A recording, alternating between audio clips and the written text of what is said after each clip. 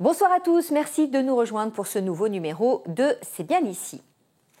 Savez-vous ce qu'est un cimetière forestier ? Eh bien, c'est un concept venu d'Allemagne et qui consiste à enterrer une urne ou parfois même un corps au pied d'un arbre. En Lorraine, cette pratique se développe doucement. 2 espaces dédiés existent déjà, l'un à Audintisch et l'autre à Kédange-sur-Canner. Alors moi, ce qui est déjà sûr, c'est que je n'irai pas de ce côté-ci du cimetière. Ce côté-ci du cimetière, c'est celui des pierres tombales en marbre.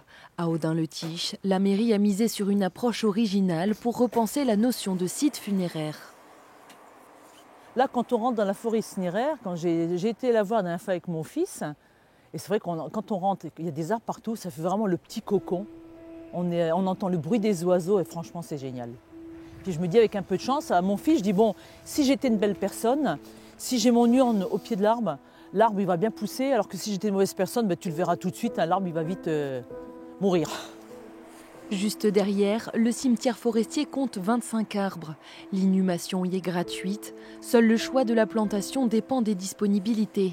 Inauguré il y a moins d'1 an, le lieu accueille déjà 5 défunts. Et en juin dernier, Yann Rutilier a enterré l'urne biodégradable de son père, une figure bien connue de la commune. C'était sa demande.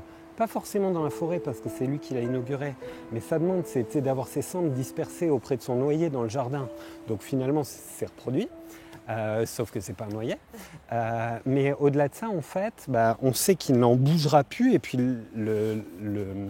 enfin, c'est quelque chose de vivant en fait, il y a un petit peu de lui, si on veut partir en vacances, on peut prendre un bout de feuille et puis l'emmener encore en vacances. Je sais qu'il est partout, il est dans l'arbre nous filtre l'air qu'on respire, il y a un petit peu de lui là-dedans. Donc voilà, il vient de la terre, il est retourné à la terre, donc il est dans l'univers, il est partout en fait. Un projet porté par la municipalité avec une idée simple, offrir une alternative respectueuse de l'environnement et du deuil.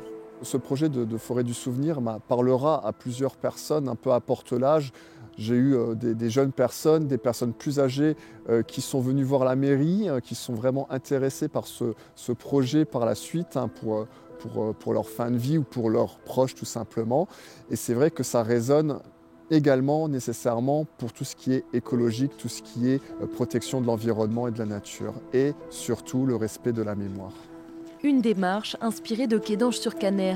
La forêt cinéraire, inaugurée le 1er novembre 2023, compte déjà une dizaine d'urnes enterrées et une trentaine de réservations. Ici, la concession coûte 1 500 € pour 30 ans, avec la possibilité de transférer les urnes ensuite. C'est des choses qui existent beaucoup en Sarre, au Luxembourg. C'est beaucoup plus connu au-delà de nos frontières. Et c'est vrai que d'importer ce principe en France, en Moselle en tout cas, c'était une très bonne chose. Tout le monde était tout à fait favorable à ce projet. Et puis on est quand même dans un bel environnement.